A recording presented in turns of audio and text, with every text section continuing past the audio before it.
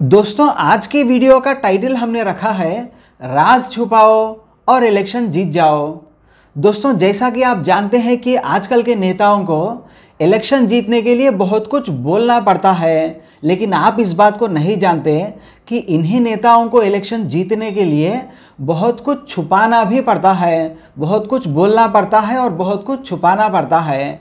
कई सारे राज इनके दिलों में छुपे होते हैं जिसे वो आपके कानों कान खबर नहीं पहुंचने देते।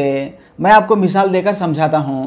दोस्तों, कई सारे नेताओं को आपने देखा होगा जो मासूम तबरेज़ अंसारी की लाश पे वोट मांगते हैं। वो बोलते हैं कि देखो भाई, कैसे ये सारे हिंदू मिलकर मुसलमानों पे जुल्म कर रहे हैं, मुस्लिम खतरे में है, अब हम आपको बचाएंगे, हम आपके ठेकेदार हैं, हमें वोट करो। वो आपको बताते हैं कि कैसे पहलू खान को हिंदुओं ने मार दिया, माइनॉरिटी पे जुल्म हो रहा है, माइनॉरिटी को सताया जा रहा है। अब ये बात तो सच है कि माइनॉरिटी पे कहीं जुल्म हो रहा है, लेकिन ये नेता उन्हें कैसे बचाएंगे ये वो नहीं बता सकते। वो बताएंगे आपको अखलाक के बारे में कि कैसे अखलाक को हिंदुओं ने मार दिया मुसलमान होने की वजह से, अब हम आपके ठेकेदार हैं, आप हमें बचाओ। अब ये सारी बातें इलेक्शन में तो ये नेता आप सभी को बोलते हैं, लेकिन बहुत सारे ऐसे राज भी हैं जो ये नेता आपसे छुपाते हैं। ये नेता कभी भी रामलिंगम का नाम नहीं लेते।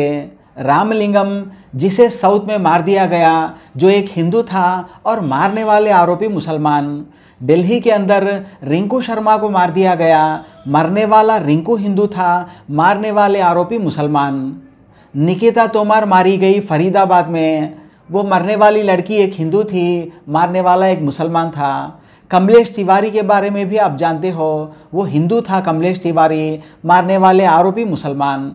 तो यहाँ पर हमें ये चीज़ समझने की ज़रूरत है कि लिंचिंग तो मुसलमानों की भी हो रही है, हिंदुओं की भी हो रही है, दलितों की भी हो रही है, लेकिन मुसलमानों से सिर्फ मुसलमानों की लिंचिंग के बारे में ही बताया जाता है, ताकि मुस्लिम खतरे में है वाला डर उनके दिल में बना रहे और मुस्लिम खतरे में है के नाम पे वो इन ठेकेदार पॉलिटिशियंस को वोट करते रहे।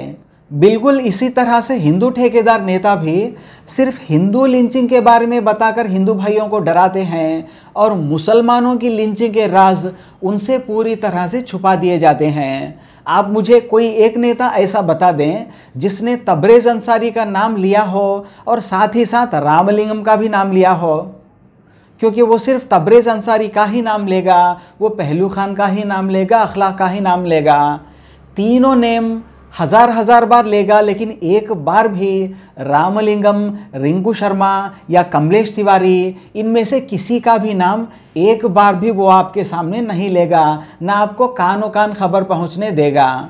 वैसे कहने को तो देश की हर पॉलिटिकल पार्टी खुद को सेक्युलर पार्टी ही कहती है, लेकिन नाम लेने की बारी आई तो जो वोट बैंक उनका है सिर्फ उसी का नाम लिया जाता है। अगर मुस्लिम वोट बैंक उनका है तो मुसलमानों की लिंचिंग ही उन्हें बताई जाती है, और अगर हिंदू वोट बैंक उनका है तो सिर्फ हिंदू लिंचिंग ही उन्हें बताई जाती है। लेकिन नाम के लिए सभी के सभी सेकुलर पार्टीज हैं। उसके बाद अब देश की भोली भाली जनता, चाहे वो हिंदू जनता हो या मुस्लिम जनता हो, इन धर्म के फेक ठेकेदार पॉलिटिशियंस को सच में अपना धर्म का ठेकेदार समझ के वोट कर देती है। अब इनका धंधा तो इस तरह से चल जाता है, लेकिन हमेशा के लिए हिंदू और मुसलमानों के दिलों में नफ़रत यूं ही पैदा हो जाती है और हमेशा बढ़ती ही रह जाती है।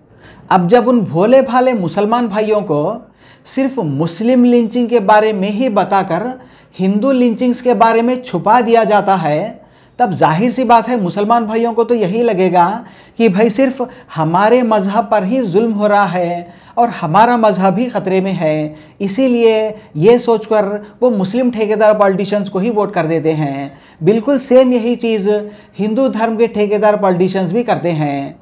अब इससे धर्म के ठेकेदार नेताओं का धंधा तो चल ही रहा है, लेकिन इससे सबसे बड़ा नुकसान ये होने वाला है कि जो मुसलमान समझ रहे हैं कि हम पे जुल्म हो रहा है, हिंदू समझ रहे हैं कि सिर्फ हम ही पे जुल्म हो रहा है, तो ये जो नफ़रत की भावना पैदा हो रही है मज़हब को लेकर कि हमें सताया जा रहा है और हमें सताया जा रहा है, ये नफ़रत एक दिन देश के बंटवारे तक ले जाने वाली है। Thank you so much guys.